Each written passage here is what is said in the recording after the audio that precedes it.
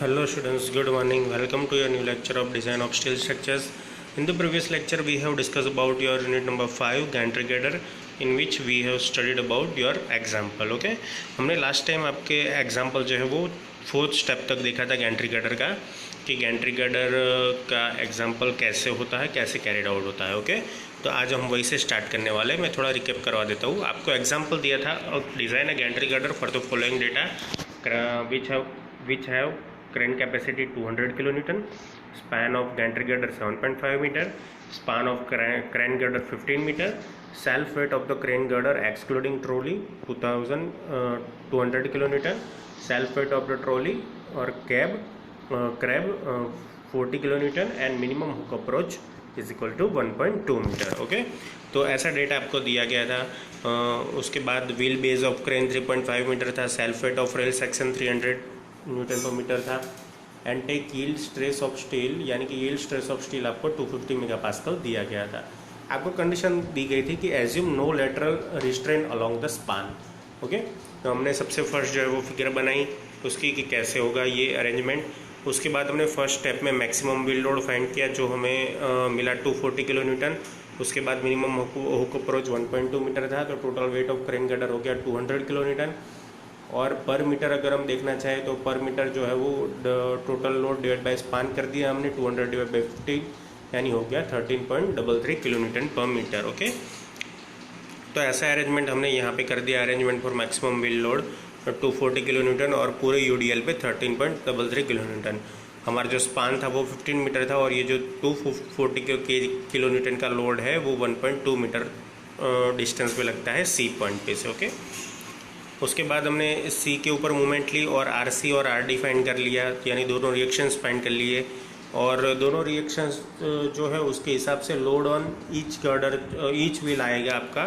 तो load on each wheel जो है वो 320.77/2 यानी कि 160.40 आया. अब ये जो लोड आया है उसे हमें इम्पैक्ट लोडिंग के लिए 25% इंक्रीज़ करना है, तो उसे हमने मल्टीप्लाई कर दिया 1.25 से, तो टोटल लोड मिल गया इम्पैक्ट लोड के साथ 200.50 किलो न्यूटन. ओके, तो उसका भी हमने फैक्टर बनाया, तो वो हो गया 300.75 किलो न्यूटन. उसके बाद सेकंड स्टेप है आपका maximum bending moment in the gantry girder in vertical plane.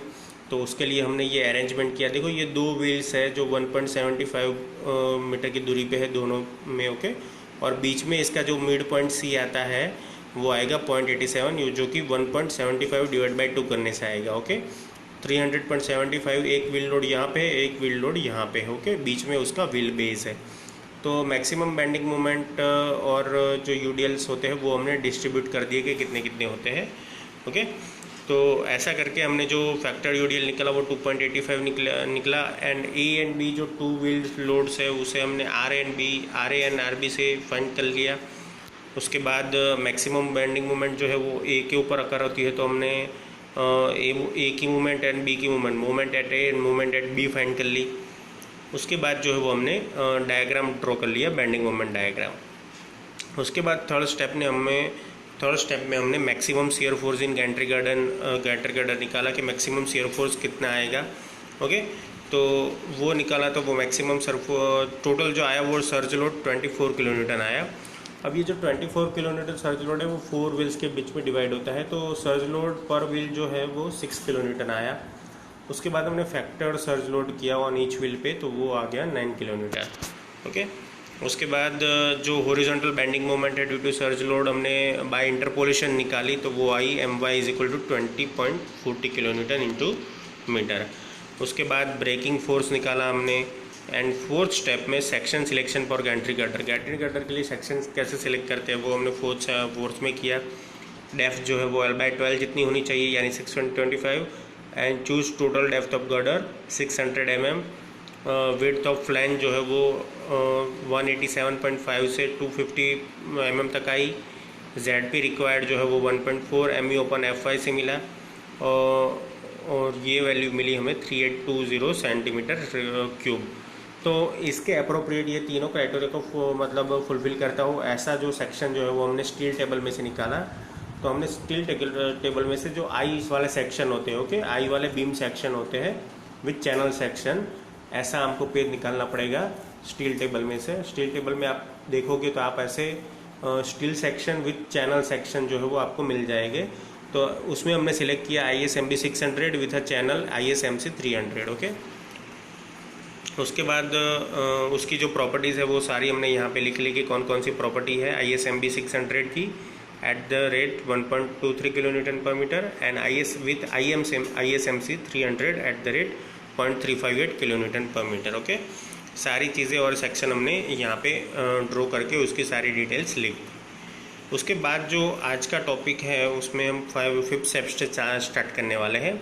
In the 5th step, we have to calculate IZZ, IYY and ZP of the trial section। हमने जो ट्रायल सेक्शन लिया है, देखो मैंने आपको बताया था ये ट्रायल एंड मेथड है, तो हमें ट्रायल सेक्शन लेना है, ट्राई करना है। अगर वो खरा उतरता है हमारे चेक्स पे तो वो ठीक है, अदरवाइज हमें दूसरा सेक्शन लेना होगा।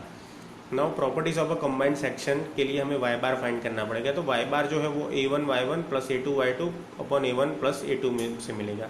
अब देखो Y2 जो है वो यहाँ पे 600 प्लस 7.6 माइनस 23.6 है। ओके, तो देखो 600 क्या है आपका, एक तो ये है ओके 600, उसमें जो है वो मैं 7.6 जो है वो प्लस करने वाला हूँ।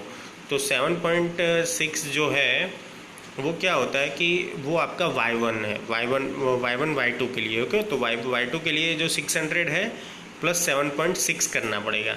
7.6 क्या है आपका, जो है thickness of wave. Okay, TW है आपकी चैनल सेक्शन के लिए। ये चैनल सेक्शन जो ऊपर लगाया है उसकी विड्थ है। ओके, 7.6। तो उसमें से मैंने 23.6 निकाल लिए। तो अब मेरे 23.6 क्या है, तो वो nothing but the it is the CYY। Okay, यहाँ पे जो CYY है, जो सेंट्रोइड है यहाँ का, वो है CYY। तो यानी टोटल डेप्थ में से ये मैं CYY निकाल लूँ, 600 प्लस 7.6 माइनस 23.6 करूँ तो मेरा Y2 जो है वो आ जाएगा। तो Y2 मेरा मिला मेरे को 584 mm and CYY is equal to 23.6। तो ये सारे वैल्यूज़ जो मैंने यहाँ पे रख दी Y2 Y1 की। ओके, और ये जो है टोटल मेरा Y बार मिल गया मुझे फ्रॉम बॉटम 364.21 मिलीमीटर। उसके बाद IZZ for built up section, IZZ is equal to IZZ1 plus IZZ2, यानी दोनों Z एक्सिस का सबमिशन होगा इसमें। तो IZZ1 के लिए हम क्या लिख सकते हैं, IG plus AH² and IZZ2 के लिए भी IG प्लस AH² लिख सकते हैं। तो देखो यहाँ पे जो IG है 1 सेक्शन का, सेक्शन 1 जो है वो हम किसे कंसिडर करते हैं, आपका जो बीम सेक्शन है उसे, एंड सेक्शन 2 जो है वो किसे कंसिडर करते हैं, चैनल सेक्शन को। ओके, तो यहाँ पे चैनल की प्रॉपर्टीज की हम वैल्यू लिखेंगे और यहाँ पे यहाँ पे हम बीम की वैल्यू लिखेंगे और यहाँ पे हम चैनल की वैल्यू लिखेंगे। ओके, तो IG जो है वो 91813 है। देखो यहाँ पे प्रॉपर्टीज़ मैंने लिखी हुई है, यहाँ पे होगा 91813 10⁴, और यहाँ पे जो IZ है वो 6362 है। ओके, तो ये आपको याद रखना है और यहाँ पे जो है वो वैल्यू पुट आउट करनी है। तो 91813 multiply by 10⁴ plus 15621 multiply by 64.21 का स्क्वायर। तो ये पूरा जो वैल्यू हुआ, ये यहाँ तक का वैल्यू, ये आपका I सेक्शन यानी बीम सेक्शन के लिए है। उसके बाद IZZ2 के लिए जो IG है वो 310.8 plus 10 into 10⁴ plus IG AH²। तो A आपका जो है वो 4564 है एंड H जो है वो आपका 243.39 माइनस 23 है। अब देखो ये यहाँ पे H1 जो है वो कहाँ से आया, तो H1 जो है वो कहाँ से आया, वो Y बार माइनस Y1 से आया। ओके, एंड H2 जो है वो Y2 माइनस Y बार से आएगा, तो वो 584.364। तो अगर आपका IG का फॉर्मूला यानी कि moment of inertia and CG जो है वो आपका टॉपिक क्लियर होगा तो आपको ये इजीली समझ में आ जाएगा कि ये कैसे आता है। ओके, तो IZZ की वैल्यूज़ हमने दोनों जो है वो IZZ1 एंड IZZ2 से फाइंड कर ली। तो ZEZ जो है फिर आया मेरा IZZ अपॉन Y मैक्स जितना। IZZ मैंने फाइंड किया 1206.11 into 10⁶ and Y maximum Y जो मैक्सिमम है वो 364 है। ओके, देखो मेरे पास दो वैल्यू है Y2 की एंड Y1 की। तो इसमें से जो मतलब मैक्सिमम वैल्यू निकलेगी वो 364.21 होगी एंड जेड जो है वो ये दोनों का रेशियो करेंगे हम तो 3.31 इंटू 10⁶ mm³ आएगा। उसके बाद हमने I Y Y of built up section find करना है, तो I Y Y of I section and I Y Y I Z Z of channel section. Okay, तो ये दोनों का हमने डायरेक्टली सबमिशन कर लिया, तो आ गया 9013.6 into 10⁴ mm⁴। Now I Y of tension flange about Y axis, Y axis के मतलब अराउंडिंग जो टेंशन आएगा वो ITF बोलेंगे हम उसे। तो ITF जो है वो 20.8 इंटू 210 डिवाइड बाय यानी कि BD³/12 जितना होगा, तो वो हो जाएगा 16.05 into 10⁶ mm⁴। And I Y of compression flange about Y axis जो होगा वो BD³/12 होगा, तो इसमें भी वही सेम फॉर्मूला आएगा 20.8 इंटू 210⁻³ अपॉन 12 प्लस उसमें जो ऐड हो गए वो वाई एक्सिस है इसलिए ऐड हो गए 6362.6 इंटू 10⁴। तो ये जो कंप्रेशन फ्लेंज के लिए है, ओके, और ये टेंशन फ्लेंज के लिए है अबाउट वाई एक्सिस। ओके, तो इसमें खाली ओनली ये जो क्वांटिटी है 6362.6 जो है वो ऐड होगा, यानी I Y Y of channel section add होगा। इतना आपको याद रखना है फ्रेंड्स। ये सारा निकाला तो हमने वैल्यू आई 79.676 into 10⁶ mm⁴। Now Z Y of top flange alone, Z Y जो टॉप फ्लेंज के लिए है अकेली वो है 79.676 इंटू 10⁶ अपॉन 150। तो टोटल जेड वाई की वैल्यू फॉर टॉप सेक्शन के लिए अकेले आएगा 531173 mm⁵। Now calculate of plastic section modulus. Plastic section modulus के लिए क्या होता है कि देखो, the plastic neutral axis divides the area into 2 equal area. जो न्यूट्रल एक्सिस होती है वो मतलब क्या करती है कि वो दो मतलब सेम एरियाज़ में डिवाइड करती है आपके डेटा को। ओके, तो देखो यहाँ पे जो आपका जो CG एक्सिस ऑफ आई जो है वो यहाँ से निकलेगा और वो यहाँ से 2 पार्ट में डिवाइड करेगा। ओके, टोटल डेप्थ को D/2 एंड D/2, यहाँ पे D/2 हो जाएगा, वहाँ पे D/2 हो जाएगा, ये DP हो जाएगा आपका, और ये इक्वल एरिया एक्सिस है। देखो, तो इक्वल एरिया एक्सिस के लिए ये जो यहाँ पे टोटल डेप्थ होगी, टोटल D जो होगा उसके डिवाइड बाई 2 करेंगे हम, तो यहाँ पे हमें ये वैल्यू मिल जाएगी। ओके, आई सेक्शन के लिए। तो एक उसमें से एक एरिया जो है वो एरिया ऑफ आई सेक्शन है एंड AC जो है वो area of channel section. Okay, ये दोनों एरिया को कंबाइन करके आपका जो एरिया होगा वो होगा। तो total area is equal to AS plus AC। AS is equal to area of section I and AC is equal to area of channel. Okay, तो ये सारी डिटेल्स जो है वो हम यहाँ से निकाल सकते हैं इजीली। तो AS/2 plus DP into T is equal to AS/2 minus DP into T plus AC होगा ये फिगर के लिए। ओके, इसमें से AS/2 कट हो जाएगा, DP इंटू 2 जो है वो 2 टाइम्स हो जाएगा, यानी 2 times of DP into T, और AS अपॉन 2 जो है वो निकल गया, तो यहाँ पे ओनली AC रहेगा। तो अब देखो यहाँ पे 2T जो है वो अगर हमें DP फाइंड करना है तो DP जो है वो DP हो जाएगा AC अपॉन 2T, ये इक्वेशन के ऊपर से। ओके, अब AC मेरा जो है वो 4564 है, वो मेरे को पता है, चैनल का एरिया मेरे को पता है इजीली, एंड थिकनेस उसकी जो है 12 है। तो टोटल जो DP आ गया मेरा 190.16। तो देखो यहाँ पे जो DP की वैल्यू है वो 190.16 है। ओके, तो ये जो मेरा निकल गया, और ये 89.4 कहाँ से निकला, तो देखो मेरा जो टोटल डेप्थ होगा 600, उसमें से ये 300 होगा। ओके, 300 में से भी मैं ये अगर निकाल लूँगा ऊपर की जो मतलब पूरी जो डेप्थ है ये निकाल लूँगा, तो ये जो एरिया मेरा बचेगा वो हो जाएगा D/2 जितना। ओके, और वो D/2 में भी उसमें से भी ये 300 में से भी मैं अगर 190 निकाल लेता हूँ, तो 190 एंड ये जो आई सेक्शन का थिकनेस ऑफ फ्लैंज है वो निकाल देता हूँ, तो मेरा 89.4 जो मैंने पेन से लिखा है वो एरिया आ जाएगा। ठीक से समझ लो। देखो ये एरिया जो है वो टोटल 300 है। ओके, ये डेप्थ जो है वो 300 है, उसमें से DP मैंने काउंट करके निकाल ली 190.16। उसमें से जो बचा उसमें से भी मैं अगर ये थिकनेस ऑफ फ्लेंज निकाल देता हूँ, ओके, थिकनेस ऑफ फ्लेंज में निकाल देता हूँ, तो मेरा जो आएगा ये डेप्थ हो जो होगा आपको मिल जाएगा 89.04। ओके, जो मैंने पेन से लिखा हुआ है वो। Now plastic section modulus below the equal area axis, तो सिग्मा AY बार ZP1 तो ये हो जाएगा 20 into 8 into 210 490.16 minus 20.8 divide by 12 divide by 2 plus 490.6 minus 20.8 multiply by 12 and multiply by 490.16 minus 20.8 upon 2। यानी ये जो है वो टोटल इक्वल एरिया एक्सिस के ऊपर से निकला। ओके, तो इक्वल एरिया एक्सिस थियरम के ऊपर से ये टोटल हो गया 3.417 इंटू 10⁻⁶ mm⁻³ उसके बाद जो है वो plastic section modulus above equal area जो है वो हमने निकाला, तो वो हो गया सिग्मा AY बार ZP2 और इसकी जो पूरी वैल्यू जो ऊपर की तरह ही हमने निकाली तो वो वैल्यू आई 910.21 इंटू 10⁻³ mm⁻³। तो अब ये जो है वो मैंने सेक्शन यहाँ पे बनवा दिया। B है, ये ZP/ZBD² बाय 4 है। ओके, ये मेरी टोटल डेप्थ है।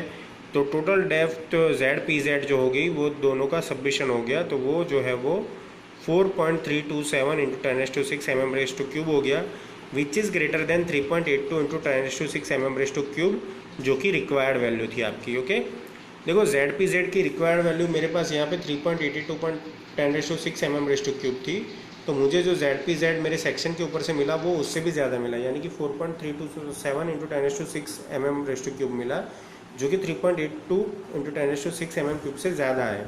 यानी रिक्वायर्ड वैल्यू से ZPZ की वैल्यू ज़्यादा है, इसलिए आपका सेक्शन ओके है। ओके, उसके बाद for top flange only ZPY, top flange के लिए भी हमने वही वैल्यू निकाली, तो वो आ गई 721.27 इंटू 10⁻³ mm⁻⁴। ओके, तो ये आपका 5th स्टेप था। थोड़ा कॉम्प्लिकेटेड स्टेप है, बट आप अच्छे से करेंगे तो आपको पता चल जाएगा कि एक्चुअली क्या हो रहा है। उसके बाद जो एग्जाम्पल नंबर 6 है, जो स्टेप नंबर 6 है वो है check for moment capacity. Okay, तो मोमेंट अब जो सारे आएंगे वो चेक्स आएंगे आपके, क्योंकि सेक्शन तो हमने सिलेक्ट कर लिया है, तो ये सारे चेक्स हैं। देखो चेक्स जो है वो सारे मैंडेटरी नहीं होते हैं, लेकिन जितना आपको एग्जाम में करने का बोले उतने ही मतलब वैलिड होते हैं, बट हमारे इन्फॉर्मेशन के लिए हमें ये सारे स्टेप्स जो है वो देखने पड़ते हैं। चेक फॉर मोमेंट कैपेसिटी जो है वो आपका IS 800 2007 page number 18 table number 2 पे से निकल जाएगा। तो सेक्शन क्लासिफिकेशन उसमें हम सबसे फर्स्ट करते हैं। ओके, तो B/T for flange of I section जो होगा, I सेक्शन के लिए B/T जो है वो 210 माइनस 12 डिवाइड बाई 2 अपॉन 20.8, जो कि मिलेगा आपको 4.76 and which is less than 9.4 epsilon, that means it is plastic. Now D/T for web of I section की वेब के लिए अगर हम D/T निकालें तो 600 minus twice into 20.8 divide by 12 जो हो जाएगा आपका 46.53 विच is less then 84 epsilon, which means it is plastic. Okay, यानी दोनों तरीक़ों में प्लास्टिक अभी तक रहा है आपका section. Now B/T for flange of channel, अगर हम चैनल के लिए B/T निकालें तो वो 90 माइनस 7.6 अपॉन 13.6 यानी टोटल हो जाएगा 6.05 which is less than 9.4, that means it is also plastic. यानी देखो तीनों क्राइटेरिया में प्लास्टिक आया है आपका section, hence this section is plastic. Okay, तीनों क्राइटेरिया में आपका सेक्शन जो है वो प्लास्टिक की कैटेगरी में आया है, यानी कि आपका जो सेक्शन क्लासिफिकेशन है वो प्लास्टिक सेक्शन होगा। उसके बाद जो है वो लोकल मोमेंट कैपेसिटी हमने निकाली MdZ, तो MdZ के लिए इक्वेशन यहाँ पे दिया गया है पेज नंबर 53, और बीटा B जो है वो 1 लेना है, 1.2 ZE इंटू FY अपॉन 1.1, सारी वैल्यू है आपके पास, ओनली रख देनी है, तो 902.72 किलो न्यूटन इंटू मीटर आएगी। नाउ MdZ जो है वो बीटा B FY ZP से भी हम निकालेंगे, तो वहाँ से हमने निकाली तो वो वैल्यू आई मेरी 983.4 इंटू 10⁻⁶ न्यूटन इंटू mm। तो टोटल जो वैल्यू हमारी है ये इक्वेशन के ऊपर से वो आई 983.4 किलो न्यूटन इंटू मीटर। तो ये जो अब MdZ की वैल्यू है 902, वो हमारी जो रिक्वायर्ड वैल्यू है उससे स्मॉलर है, यानी कि स्मॉलर वैल्यू से ज़्यादा है। दैट मीन्स कि आपका सेक्शन जो है वो ओके है मोमेंट कैपेसिटी के लिए। तो अब जो भी सेक्शन बनाओगे MdZ 902.72 kilo newton into metre which have greater value than 681 okay 0.85 kilo newton into metre, that means safe in carrying movement, यानी आपका सेक्शन जो है वो मूवमेंट कैरी इजीली कर सकता है। उसके बाद टॉप फ्लैंज के लिए वही हमने जो निकाला MdY दोनों के लिए, तो उसमें भी आपका सेक्शन ओके आया। Now check for combined local capacity. अब देखो कंबाइंड लोकल कैपेसिटी के लिए क्या होता है, ये दोनों M Z and M Y है, वो दोनों का रेशियो लेना है और उसका सबमिशन करना है। अगर वो एक से कम आता है, एक या एक से कम आता है, तो आपका सेक्शन ओके है। देखो यहाँ पे कंबाइंड लोकल कैपेसिटी के लिए आपको जो दिया गया है, M Z upon M D Z plus M Y upon M D Y should be less और इक्वल टू 1। तो हमने दोनों की वैल्यू रख दी और वो आई 0.896 and which is less than 1, hence the chosen section is okay. Okay, आपका सेक्शन जो आपने चूज़ किया है वो ओके है।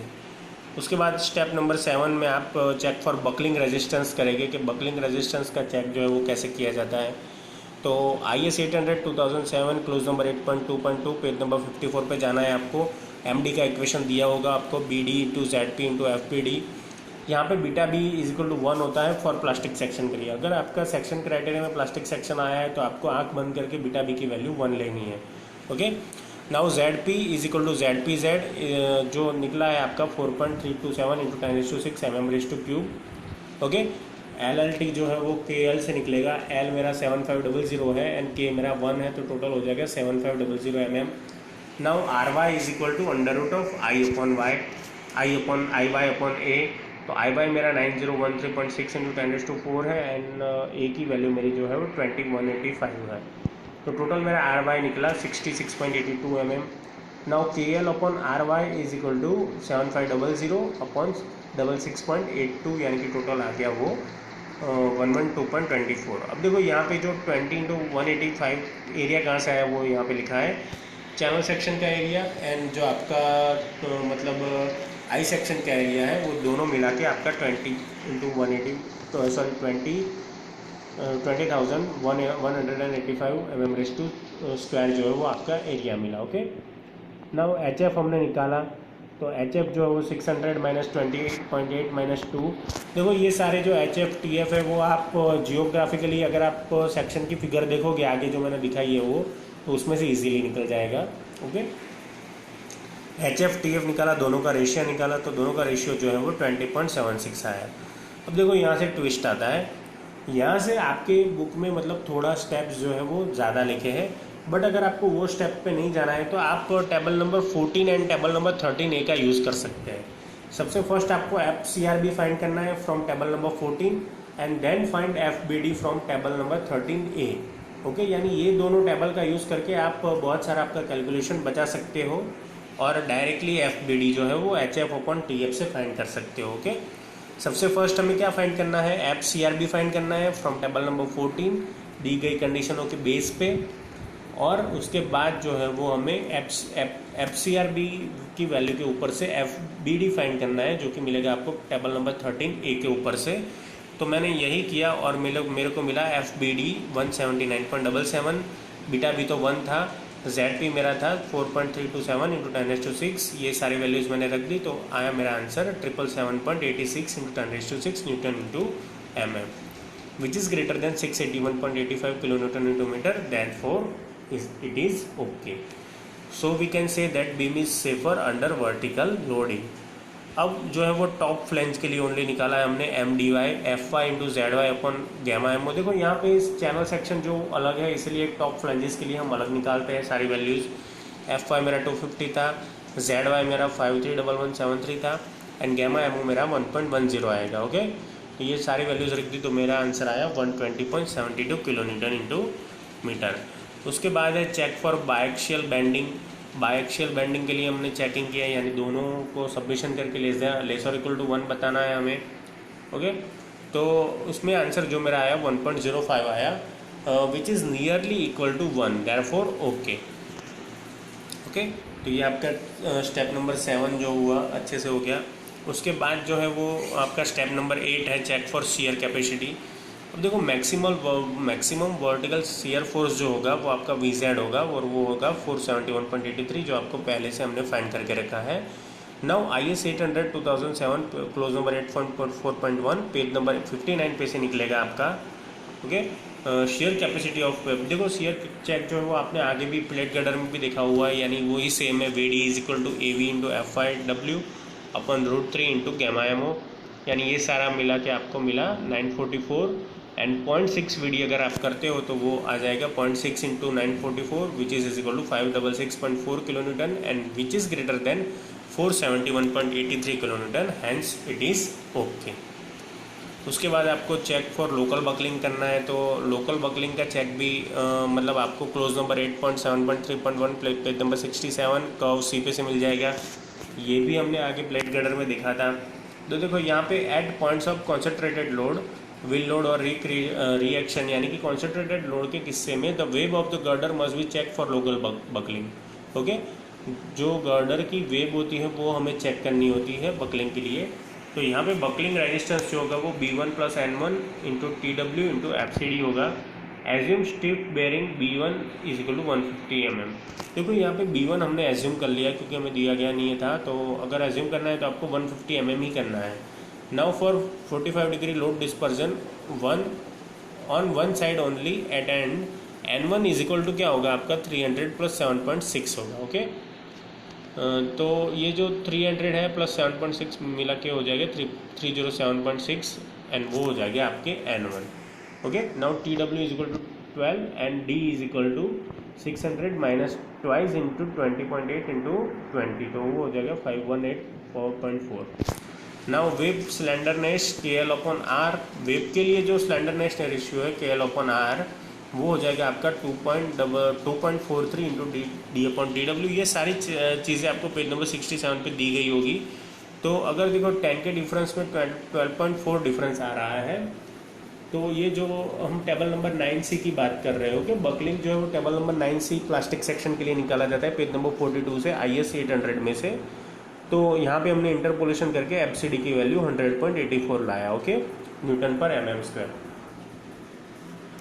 उसके बाद सारी वैल्यूज़ जो हमने रख दी, हमारी सारी वैल्यूज़ आ गई and which is greater then the required value. Maximum will load आपका कितना था 300.75 और हमारी बकलिंग रेजिस्टेंस की capacity I 553.73। So buckling resistance भी यहाँ पे आपका सेटिस्फैक्ट्री है। उसके बाद आपका डिज़ाइन ऑफ फील्ड आता है, तो उसके लिए QWVA y bar upon IZ आता है। ओके, तो ये सारी चीज़ें आपको कोड में से मिल जाती है। अगर आपको नहीं मिलती है कोई चीज़ें, किसी का क्लोज नहीं दिया गया है, तो आप उसे याद भी रख सकते हो। ओके, तो यहाँ पे V मेरा है, A है, y बार है एंड IZ है, तो QW मेरा निकल जाएगा 392.45 न्यूटन पर mm विच इज़ रिक्वायर्ड। अब देखो y बार जो है वो कहाँ से मेरा मिला, तो 243.39 माइनस 23.6। ओके, तो आप सेक्शन देखोगे तो उसके ऊपर से आपको y बार मिल जाएगा इजीली। मैंने वहाँ पे दिखाया भी था आपको कि y बार कैसे निकलता है। नाउ एरिया जो है वो चैनल सेक्शन के लिए मेरा 4564 है, वॉल्यूम जो है मेरा V जो है वो है 471.83 किलो न्यूटन एंड IZ जो है वो मेरा 1.206 into 10⁹ mm⁴। Now assume 6 mm size of weld. देखो ये जो है वो पूरा वेल्ड का पोर्शन है, तो फॉर LW जो है वो 1 रहेगा, थ्रॉट थिकनेस जो है वो 4.2 रहेगा, थ्रॉट थिकनेस जो है वो 0.7S से आता है। S जो है वो मिनिमम साइज ऑफ वेल्ड है, जो यहाँ पे 6 हमने ली है, एज्यूम की है, तो TT जो मेरा आएगा थ्रॉट थिकनेस वो 4.2 आएगा एंड FWD अगर आप सॉफ्ट वेल्डिंग करते हो तो क्लोज नंबर 10.5.7 के ऊपर से IS 800 के ऊपर से आपको मिल जाएगा FWD जो सॉफ्ट वेल्डिंग के लिए 189 न्यूटन पर mm स्क्वायर है। तो ये सारी वैल्यूज रख दी मैंने, तो वो ऊपर की वैल्यू यानी 392.45 से ज़्यादा आ रही है, hence it is okay. So use 3 mm size weld for connecting channel to the top flange of the I section. Okay, यानी हमें ये भी पता चल गया। अब हमें वर्किंग लोड में चेक फॉर डिफ्लेक्शन करना है, ये आपका लास्ट स्टेप है friends. Deflection at mid span due to placing two wheel load symmetrical to the centre of the span. Okay, तो यहाँ पे हमने मिड स्पान पे दो मतलब व्हील्स रखे हैं, तो वो कॉन्सेंट्रेटेड लोड की वजह से सेंटर ऑफ स्पान जो है वो हमें डिफ्लेक्शन पे फाइंड करना पड़ेगा। ओके, यानी सेंटर ऑफ डिफ्लेक्शन जो है वो हमें सेंटर पे फाइंड करना होगा। तो उसके लिए डेल्टा C ऐसे मतलब दो कॉन्सेंट्रेटेड लोड के लिए ये इक्वेशन आपको दिया गया है, WL³ in the bracket 3/4L minus A³ upon L³ divide by 6CI। Okay, तो यहाँ पे जो एरिया जो होगा वो L माइनस C/2 होगा, 7500 माइनस 3500 डिवाइड बाई 2 यानी कि टोटल 2000 mm होगा सारी वैल्यू उसके बाद मेरे पास है, तो ये सारी वैल्यू रख दी मैंने। तो डेल्टा सी मेरा डिफ्लेक्शन जो आया सेंटर के ऊपर वो आ गया मेरा 8.46। ओके, और परमिसिबल डिफ्लेक्शन जो है वो L/750 जितना होता है। L जो मेरा है वो 7500/750 यानी 10 mm। अब देखो 8.46 जो मैंने आगे निकाला, डेल्टा सी जो है वो डिफ्लेक्शन जो है वो 10 mm से ओके है। ओके, अगर मैं परमिसिबल डिफ्लेक्शन यानी क्या कि 10 mm तक आप परमिट कर सकते हो उसका डिफ्लेक्ट होना, बट यहाँ पे कितना हो रहा है हमारे केस में डेल्टा सी 8.46 हो रहा है, यानी कि 10 से कम हो रहा है। ओके, यानी डिफ्लेक्शन जो है वो ओके है। ओके, तो यहाँ पे जो है वो हम IS 800 2007 page number 31 table number 6 पे से ये जो परमिसिबल डिफ्लेक्शन है for EOT cranes with capacity below 500 kilonewton से निकाल सकते हैं। ओके, तो अब जो सारे डिज़ाइन हो चुके हैं तो हम जो है वो स्पान ऐसे लिख सकते हैं 160.4 ये आपके व्हील लोड है, ये आपका सेंटर है, ये आपके दोनों सपोर्ट रिएक्शंस है। ओके, और ये आपका स्पान है। तो ऐसे करके आप चेक फॉर डिफ्लेक्शन भी इजीली फाइंड कर सकते हो फ्रेंड्स। ओके, तो ऐसे जो है वो पूरा मतलब आपका गैंट्री गर्डर का एग्जाम्पल जो है वो कैरिड आउट किया जा सकता है। आप 1-2 बार प्रैक्टिस करोगे, अच्छे से वीडियो के देखोगे तो आपको सॉल्यूशन मिल जाएगा कि कैसे वैल्यू कौन सी कहाँ से आती है। ओके स्टूडेंट्स, ये थोड़ा लंबा लेक्चर है, मतलब लंबा एग्जाम्पल है, बट मैंने कोशिश की है कि ये 2 पार्ट में फिनिश हो जाए। Okay students, thank you for watching and keep watching for updating videos of design of steel structures. Thank you.